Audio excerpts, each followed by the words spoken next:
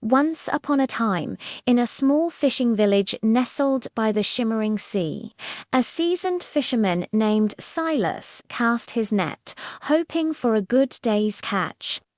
As he hauled it in, he felt an unusual weight. It wasn't the usual wriggling mass of fish. Instead, tangled in the ropes was something truly extraordinary. It was a baby shark, but not just any shark. This one was a vibrant, sunny yellow, and, most remarkably, it had 3 fins that looked just like little legs. And on each of these fin legs was a tiny, perfectly fitted sneaker. Silas blinked, rubbing his eyes, thinking the sea spray was playing tricks on him. But no, the sight was real. The little shark, despite its unusual situation, looked up at Silas with wide, curious eyes. It wasn't scary at all. In fact, it was incredibly cute. Its sunny yellow skin seemed to glow, and the tiny sneakers gave it a playful, almost cartoonish appearance. Silas had never seen anything like it. He carefully untangled the little creature from his net. Instead of thrashing about, the baby shark just wiggled its 3 little sneaker-clad fins, making a soft, splashing sound. It was utterly disarming. Silas, a man who had seen all sorts of sea creatures, found his heart melting. This wasn't just a fish. It was something special, something magical. News of the 3-fined sneaker-wearing baby shark spread like wildfire through the village and beyond. People from all over flocked to see this marvel of the ocean. Soon, experts from the Grand City Museum arrived. They were astounded. They explained that this was a 1 in a billion genetic anomaly, a creature that could unlock countless secrets of marine evolution. They convinced Silas that the shark, whom the villagers had affectionately named Sunny, belonged in a place where it could be studied and admired by everyone. With a heavy heart, Silas agreed, believing it was for the best. Sunny was transported to the City Museum and placed in a magnificent, custom-built aquarium. The exhibit was an instant sensation. Crowds gathered daily, their faces pressed against the thick glass, marveling at the little yellow shark as it swam around its new home. The sneakers, which the museum staff carefully cleaned and maintained, remained a source of endless fascination. Children would point and giggle, and adults would shake their heads in wonder. Sunny became a star. The museum sold plush toys, t-shirts, and posters, all featuring the adorable 3-legged shark.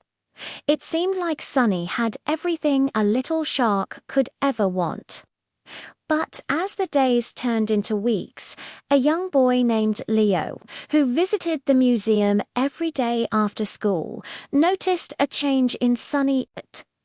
Leo was a quiet, observant boy who felt a special connection to animals. At first, Sunny had been curious, exploring every corner of the tank. But now, the little shark seemed ... sad.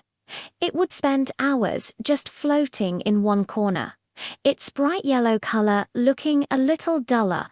It would listlessly tap one of its sneakers against the glass, its big eyes staring out at the world beyond. The crowds didn't see it, but Leo did. He saw the longing in Sunny's eyes. Leo realized that while the aquarium was beautiful and safe, it was also a cage. Sunny wasn't meant to be an exhibit. It was a wild creature of the sea. The vast open ocean was its true home. The little shark didn't want admiration behind glass. It wanted freedom. It wanted to feel the ocean currents, chase after little fish, and explore the mysterious depths. Leo knew he had to do something. He couldn't bear to see the little creature's spirit fade away. The desire for freedom was a powerful, primal instinct, and Leo could see it was slowly breaking Sunny's heart. That night, Leo couldn't sleep. He tossed and turned, thinking about Sunny. He devised a plan. It was risky, but he knew it was the right thing to do. The next evening, just before the museum's closing time, Leo hid in a small maintenance closet near the aquarium. His heart pounded in his chest as he heard the guards making their final rounds and the heavy doors of the museum locking for the night. The silence was deafening. Taking a deep breath, Leo crept out of his hiding spot. The only light came from the soft blue glow of Sunny's tank. Leo approached the aquarium. Sunny, seeing him, swam to the glass and tapped it gently with a sneaker. It was as if the shark knew Leo was there to help. Leo had brought a small cart and a large water-filled container he'd found in the closet. The hardest part was lifting the heavy lid of the tank. He used a crowbar he'd spotted earlier, and with all his might, he managed to pry it open. He carefully scooped the little shark into the container. Sunny was surprisingly calm, splashing just a little, as if trusting the boy completely. It was a race against time. Navigating the dark, silent museum was nerve-wracking. Every creak of the cart's wheels echoed like a thunderclap. Leo pushed it towards a back exit he'd noticed during his visits, a door used for deliveries. He fumbled with the lock, his hands trembling, but finally it clicked open. The cool night air rushed in, carrying the salty scent of the nearby sea. They were out. Leo wheeled the cart as fast as he could through the sleeping city streets, following the sound of the waves. He was just a boy on a mission, fueled by a powerful sense of justice and compassion for a tiny, unique friend. Finally, they reached the pier. The moon cast a silvery path across the dark water. Leo carefully wheeled the cart to the edge. He looked at Sunny one last time. The little shark looked back, its eyes seeming to shine with gratitude. "You're free now," Leo whispered. He gently tipped the container, and with a soft splash, Sunny slid into the ocean. For a moment, the little yellow shark just floated, acclimating to the vastness. Then, with a happy flick of its 3 fin legs, it zipped away, its sneakers a blur beneath the surface. Leo watched until the flash of yellow disappeared into the depths. He had a feeling he'd never see Sunny again, but his heart was full.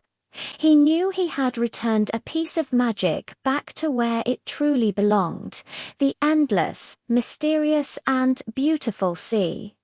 Thank you so much for watching our story today. If you enjoyed this tale of friendship and freedom, please give us a thumbs up.